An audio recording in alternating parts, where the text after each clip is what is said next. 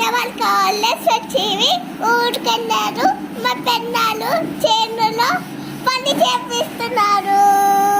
అదే పని సన్ని ఏమిటిగా కులియా పెన్నాలే ఇంకా చేపి పని వచ్చాట ఇంకా బాగా. అదే నేను చూస్తే నాకు ఏడుపు వస్తుందిరా. ఒలే బండి సన్నికి వాళ్ళకి దిక్కిరా పాపం రా. అదే సన్ని నీకు బియ్యం పప్పినా చికెనా మటనా పిజ్జా ఎందుకురా నన్ను వదిలేసి వెళ్ళారు.